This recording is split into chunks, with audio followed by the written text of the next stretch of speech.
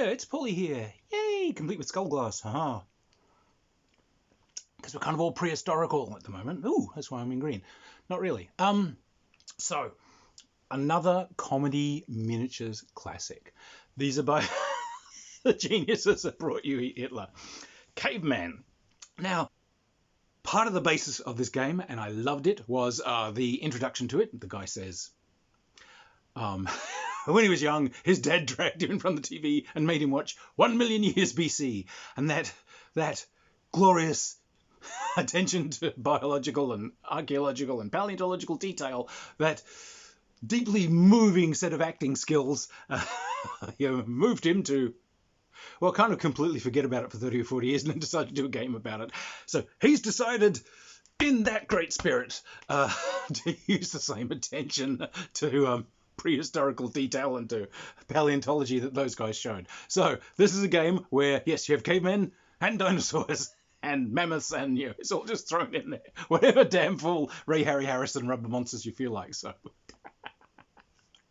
I actually really like Caveman and prehistoric miniatures games. They're actually fun. They cost very little to run. Their kind of characters look kind of funky. You can get some really nice miniatures. You get some fantastic Great Age of Mammals kind of miniatures running around. Caveman are, again, a comedy participation version. This is the sort of thing that you could have a fantastic time running at a convention, get new players, get all kinds of people, coming and checking out your whole thing.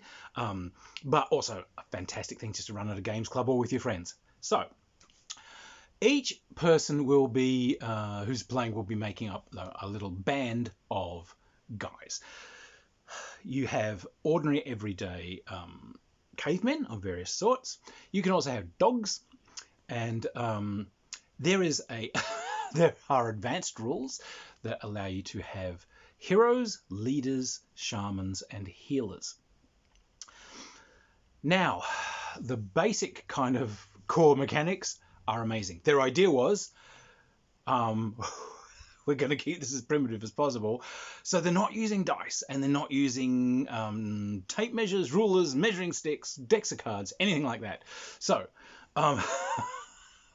rule 1, the players may only communicate with each other in grunts and hand gestures. So it's really good fun if you've got multiple players on one side and they're trying to coordinate tactics. It's like, what? You want to go to the toilet? You spoke, you lose your turn. Yeah. Or if they want to have a character take a moment, they can draw a pictogram, go round the left and hit him on the head. Yeah. Your characters, some of them, your typical warrior is going to have spears. The idea is he's got 3 spears, which means he can chuck 2 of them and retain 1 in the hand for fighting, or he could throw all 3. And here's where the fun starts. The missile fire is adjudicated by you take a piece of paper and you scrunch it up into a ball.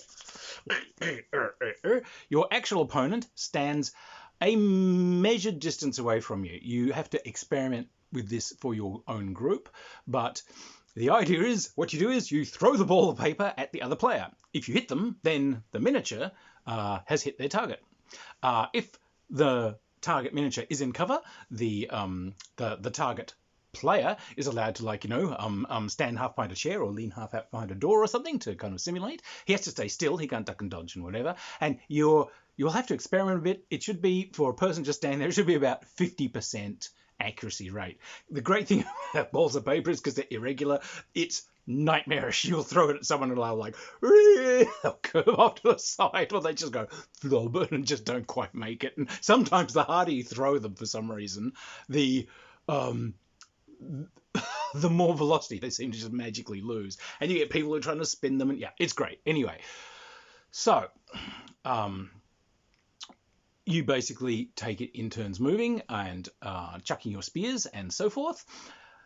When you get into hand-to-hand combat, that's where the really nuanced combat comes. It's rock, scissors, paper. They say the original version, it was just rock, rock, rock, because that's what the cavemen did. That didn't work out well. So You're playing rock, scissors, paper. You play 3 rounds of it. Whoever wins the most rounds wins the combat, and the other person is defeated. Now, there's 2 versions of how to determine what happens when a character is defeated. The I don't give a shit about my miniatures version, or the hey, I took ages painting these version. The I don't care about the miniatures version. You take the miniature and you spin it, and if it falls on its face, he's dead. If it falls on its back, then it's only stunned or wounded, and will later on be able to get up and do some stuff. If for some reason it bounces about and ends up back on its feet, hey, you lucky sod, yes, he's miraculously survived and can continue to act. However, other than that, you can use a cave dice. A cave dice is any flat bit of rock where you paint one side with red ochre and the other side with some kind of black goo. Red is good, black is bad. You can just flip that, and if it comes up red, the guy is wounded. If it comes up black, the guy is dead. Yes, better red than dead. That's a joke, boy. So those are the mechanisms.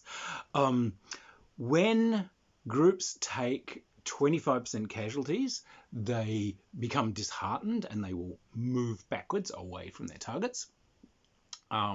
However, if the other guy also pulls back somehow and regroups, you get your courage back. So they go, they'll charge back in because they're feeling heartened. So this procedure gets a bit more drastic as time goes on, or there is a kind of a morale chart thing that you can do generated with your old flip rock. Movement is cool. There's no measurement of movement with tape measures or whatever. There is small move. Small move is the length of your little finger. Long move is the width of your outstretched hand. Really long fast move, say the speed, it's not like a terror bird goes, that's from your elbow to your fingertips. Yeah, so movement, fantastic. You're just kind of moving these things. Yeah, that's kind of your spear distance. All this sort of thing is all just done off, body measurement. Ook. Now, they, of course, this world that they're in is rife with dinosaurs, as we all know. So there are different critters that you can have turn up there, and these are all... There's like a little chart of different sorts. Of course, you've got Tyrannosauruses and so on will be there, but also saber-tooths and mammoths and brontosauruses, and triceratops and terror birds. I love terror birds. Have a terrible fixation for them. But yeah, all these things are there. They're all statted up. If you're attacking them or they attack you, terror birds are really fast. They do a fast move. Other things can kind of spring out, and these can be just put on like a board, and they're just really a set of kind of cool terrain. So like you could have a terror bird guarding his nest. Anyone comes within 12 inches of it, the terror bird takes off after them to chase them away from the nest. These kind of things. Or you can have a migratory route. You guys are fighting, but there's going to be mammoths walking down the route. They have a behavior, just simple behavior. So essentially, herbivores that are grazing will keep grazing unless you do something to really piss them off or you come too close. Aggressive herbivores will then kind of like really chase after you. So something like a woolly rhino or a triceratops will come at you. And you can pelt them with missiles and all this sort of thing. It's actually relatively... if someone takes one down, which you can, the guy that takes them down, everyone else celebrates. If it's a giant thing like a Triceratops or a T-Rex or something, whoever struck that mighty killing blow, they are mighty. The rest of the players should jump up and down a lot and make praise noises, maybe do a song and dance, etc., etc., etc. So combat tends to continue until one side gets so demoralized that they start withdrawing off, whereupon they have a thorough rethink and replace their current war chief, etc. So there are a string of very cool, cute little scenarios in this. Again, this thing's just a riot, an absolute riot. Communications with each other, throwing balls of paper, rock, scissors, paper. Now, you can have some characters can be high-tech. They've got a bow. Now, they then have like several shots they can make rather than just a couple of spears. They can fire these quite a few times, but because they've only got like a bent stick as a main weapon, if you get them into melee, they automatically count as if they've lost the first rock, scissors, and paper thing. You can have dogs. Dogs again. Dogs drop dead if the first time they lose rock, scissors, and paper. But what you can do is have a dog kind of attach itself to one of your characters, because if you attack someone and outnumber them, they count as automatically losing the first round of rock, scissors, paper.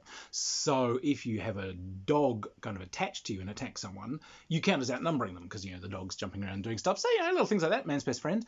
So if you're playing the optional rules, the shamans, they get some tokens, and they can spend these tokens to do things. They can automatically make you redo an entire rock, scissors, paper battle. You can use them to add extra moves. You can use it to negate a spear or bow shot and make someone take it again, etc., etc. So, they're kind of a useful thing to have around. The healers, they can run up to someone who is wounded lying there, and they can try and heal them. For that, you'll need your flat randomizer rock. You'll need 2 of them, actually.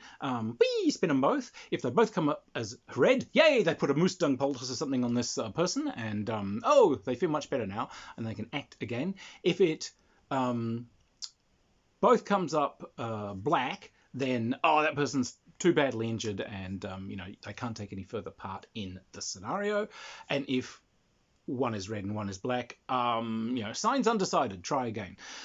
So that's just a little cool thing you do. And you can have heroes, not really heroes, and more kind of like big butch bully cavemen, but these guys can take more than one hit, and they always move at running speed, and they get like I think they usually count as winning their first rock, scissors, paper thing in hand to hand, and those sorts of things.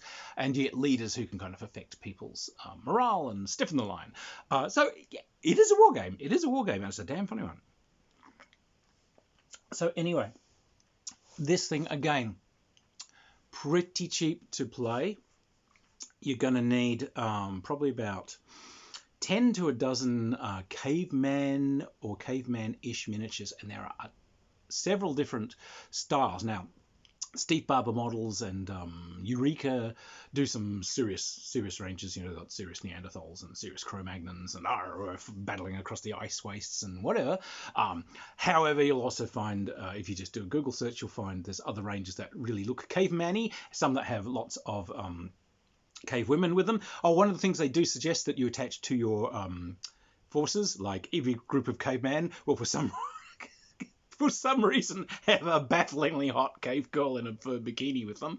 And again, you can give her special abilities, because for some reason she's a genius, seems to know how everything works, and is forever getting to pose and look all gleamy.